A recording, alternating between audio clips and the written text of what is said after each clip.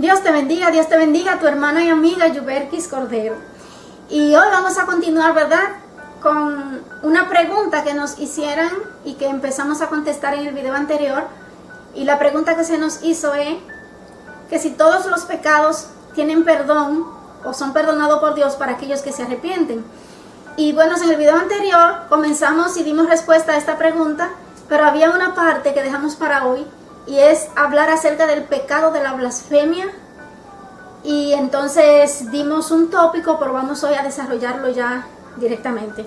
Para tener una idea de lo que es la blasfemia, tenemos por aquí el Nuevo Diccionario Bíblico y vamos a ver, según este diccionario, nos habla un poquito acerca de la blasfemia y la define. Dice que incluía lo que es calumnia, cualquier palabra o acto ofensivo a la majestad divina, como por ejemplo profanar lugares santos, alterar los ritos o violar conscientemente la ley, tomar el nombre de Dios en vano, cosas así, ¿verdad?, eran tomadas como blasfemia. Dice que llegó un momento en que para evitar que hubiera una blasfemia contra el nombre de Jehová, llegó a omitirse la pronunciación del nombre de Jehová y se le llamaba como Adonai, se sustituía el nombre de Jehová por Adonai, que significa Señor. Entonces también vemos que en el Nuevo Testamento la blasfemia consiste en usurpar, que un hombre que usurpe la prerrogativa divina, que se haga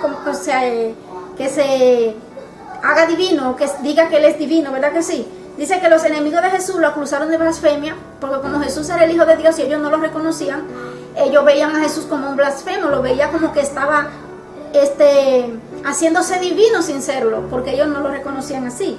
Entonces, los evangelios consideran blasfemia toda injuria a Cristo. La blasfemia más grande de que habla la palabra de Dios y que no admite perdón es la que tiene que ver contra el Espíritu Santo de Dios. Vemos aquí que en el caso particular donde se habla de este pecado, los que estaban ahí estaban acusando a Jesús de que él estaba echando afuera a los demonios por Beelzebú, es decir, estaban atribuyendo la obra del Espíritu Santo que Jesús estaba haciendo, se la estaban atribuyendo al enemigo. Entonces, ¿qué pasa aquí? Ellos sabían que lo que Jesús hacía era de Dios, pero a pesar de eso, ellos insistían en atribuir la obra del Espíritu Santo al enemigo. Es decir, esto es algo consciente, no es algo como que la persona ignore, no significa como que la persona no conoce, no. Es alguien que conscientemente está haciendo algo sabiendo que está mal, sabiendo cuál es la verdad, en este caso específico, la niega y se la atribuye a la obra de Dios, se la atribuye, o del Espíritu Santo, se la atribuye, ¿verdad?, al enemigo. Esto fue lo que hicieron aquí, los que acusaban a Jesús. Decían que él estaba echando los demonios por Beelzebú, pero era por el Espíritu Santo. Entonces, por eso el Señor Jesús dijo que este pecado no tendría perdón, ni en este siglo, ni en el venidero. La blasfemia en sentido general, ¿verdad?, ya hablando de la blasfemia en sentido general, era castigada con la muerte. En la palabra de Dios era castigada con la muerte. Entonces vámonos directamente aquí a Marcos 3:29. Dice: cualquiera que blasfeme contra el Espíritu Santo no tiene perdón, sino que es reo de juicio. Entonces vemos aquí Mateo 12:31, en el comentario de MacArthur. Dice que el pecado que Jesús estaba confrontando en este punto era lo voy a decir despacio, era el deliberado rechazo de los fariseos de lo que ellos sabían que provenía de Dios. Es decir, los fariseos sabían que lo que Jesús hacía venía de Dios, pero deliberadamente lo rechazaban con conciencia. Es decir, ellos no es que no sabían lo que estaban haciendo, deliberadamente rechazaban algo que era de Dios, lo rechazaban y se lo atribuían a Satanás. Hechos 4:16, que dice: ¿qué haremos con estos hombres? Ya esto es un caso ya diferente, ¿verdad? Pero para que veamos cómo mucha gente, conociendo que algo viene de Dios, aún deliberadamente lo rechaza. Dice: ¿qué haremos con estos hombres? Porque de cierto, señal manifiesta ha sido hecho por ellos, notoria a todos los que moran en Jerusalén, y no lo podemos negar. Es decir, en este caso, ¿verdad?, están hablando en Hechos capítulo 4, ya estamos en el tiempo de los apóstoles, donde ellos las personas reconocían que lo que los apóstoles hacían venía de Dios. Y decían, no lo podemos negar, pero a pesar de eso ellos andaban buscando cómo poner tropiezo. Entonces, es un caso en el que la persona está negando algo de lo que sabe que viene de Dios. Sabe que viene de Dios y lo está negando como quiera. No podían negar, ¿verdad?, lo que el Espíritu Santo había hecho a través de ellos, ¿verdad? Aquí específicamente estamos hablando del caso de Pedro y Juan cuando levantaron, estaban ante el concilio. Aquí lo que se establece es que no era posible el perdón para estos fariseos. Ellos presenciaron los milagros de Jesús, ellos iban y veían los milagros de Jesús, veían lo que Jesús hacía, ellos sabían que era poder de Dios, pero a pesar de eso lo negaban. Ellos conocían la verdad de las afirmaciones de Jesús y aún así blasfemaron contra el Espíritu de Dios. Y lo que pasa aquí es que este tipo de persona que comete este tipo de pecado rechaza cualquier tipo de revelación, es decir, no hay otra manera en la que ellos puedan ser alcanzados, porque rechazaron la más grande revelación que podían recibir en sus vidas, estando conscientes de que era verdad, la rechazaron. Entonces, ellos mismos son los que se cierran la puerta, ellos mismos son los que se están condenando, ellos mismos son los que se están cerrando la puerta porque no aceptan la revelación que están recibiendo y que saben que es real y verdadera. MacArthur nos comenta y nos dice: este tipo de personas se priva a sí mismo completamente de cualquier posibilidad, presente o futura, de obtener el perdón de sus pecados. Ellos mismos se privan, ellos mismos, porque han rechazado totalmente la única base de la salvación de Dios. Ellos rechazaron totalmente a Dios. Y más adelante también tengo por aquí un comentario que hace otro comentarista bíblico, se llama MacDonald. Dice que algo similar, ellos acusaron a Jesús de que sus milagros venían por Satanás, ¿verdad que sí? Y se especifica, ¿verdad?, acerca del perdón para cualquier tipo de blasfemia, menos para esta.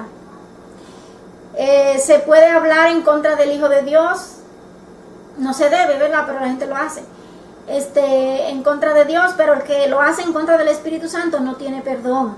Hay razones para dudar, ¿verdad?, que según, ¿verdad?, estos comentaristas, especialmente MacDonald, hay razones para dudar que este pecado imperdonable se pueda cometer en nuestros días. Y la razón, ¿verdad?, que alude aquí es porque Jesús no está presente corporalmente con nosotros haciendo milagros en estos días. Es decir, Jesús vino, murió, resucitó y ascendió al cielo. Está a la diestra de Dios. No está corporalmente con nosotros. Entonces, según este razonamiento, esta teoría, ¿verdad?, ellos dicen que se necesitaba, ¿verdad?, como que Jesús estuviera en la acción, haciendo milagros corporalmente en la tierra, para este pecado ser cometido. Pero es, ¿verdad?, es, vamos a decir, una teoría, pero es bueno ponerla al conocimiento, ¿verdad? Vamos a especificar aquí algo, y es que el pecado imperdonable, ¿verdad?, no es lo mismo, ¿verdad?, que rechazar el Evangelio. Tenemos aquí, ¿verdad?, unos argumentos de este comentarista MacDonald, donde dice que si alguien rechaza y luego se arrepiente y cree, puede ser salvo. Tampoco se aplica este pecado a una caída, a una persona que cayó, ¿verdad?, y luego, ¿verdad?, se arrepintió y se convirtió. No se aplica tampoco a estas personas. Hay personas, ¿verdad?, que tienen el temor de haber cometido este pecado. El enemigo muchas veces ataca a muchos con esto, como poniéndolo en sus mentes: tú no tienes perdón porque tú cometiste el pecado imperdonable. Y muchas veces el enemigo pues embarga a muchas personas con este temor. Una buena noticia es que cuando una persona se siente con temor, ¿verdad?, a que ha cometido este pecado, es una evidencia clara de que no lo ha hecho. Porque la persona que comete este tipo de pecado, lo hacen, están endurecidas, están totalmente, rechazan totalmente todo lo que tenga que ver con el perdón, el arrepentimiento, de una manera implacable. Por eso le decía que no es un pecado sencillo, no es un pecado que fácilmente se cometa, ¿verdad que no? Según dice este comentarista, los que cometieron este pecado estaban endurecidos y eran implacables en su oposición a Cristo. Es decir, no es algo tan sencillo de decir. Tiene que ser una persona con una mente reprobada, con un corazón endurecido, que conociendo la verdad aún así la rechaza, y la rechaza de una manera totalmente increíble, ¿verdad? De una manera totalmente que normalmente una persona no lo haría. Dice este comentarista que los que hacían esto no tenían escrúpulos acerca de insultar al Espíritu, ni tenían vacilación alguna en ultrajar al Hijo de Dios, en hablar, pisotear la sangre de Cristo. Es decir, yo quiero dar a entender que eran personas totalmente fuera de lo común, sin escrúpulos, personas totalmente con mentes reprobadas, personas totalmente con un rechazo acérrimo hacia Cristo, hacia su obra en la cruz, pero sabiendo que es la verdad y rechazándolo aún al mismo tiempo. Dice este comentarista que ellos no mostraron remordimiento ni arrepentimiento. Este tipo de personas, cuando hace esto, no muestra arrepentimiento ni remordimiento, para que veamos la calidad, el tipo de persona de la que estamos hablando.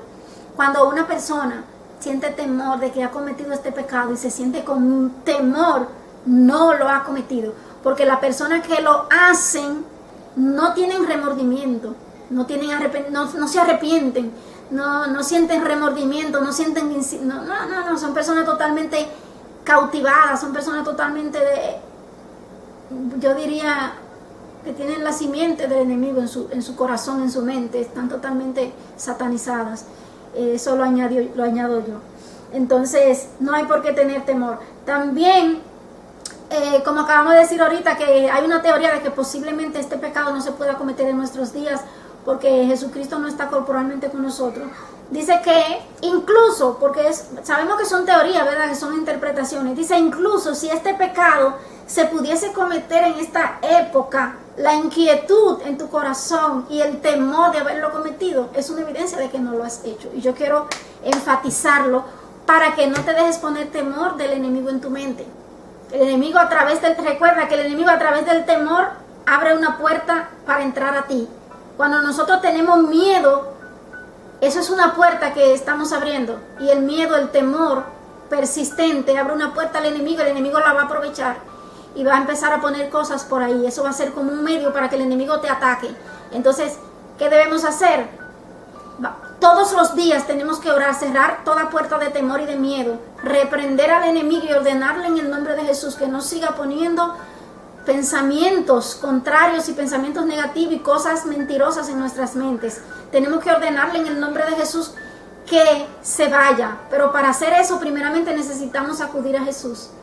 Declarar que Jesucristo es nuestro Salvador y declarar que Jesucristo es nuestro Señor. Miren, dos cosas. Nuestro Salvador, Jesucristo fue quien me salvó, pero también es mi Señor. Eso significa que es el único que tiene gobierno sobre mi vida y que el enemigo no tiene gobierno sobre mi vida. Entonces, como hijo de Dios, tienes que ponerte en tu posición. Primeramente arregla tu vida con Dios. Ponte en la posición de hijo de Dios, de que eres salvo y de que Él es tu Salvador y de que Él es tu Señor. Reprende al enemigo y ordénale que se vaya, que no tiene parte ni suerte en tu vida.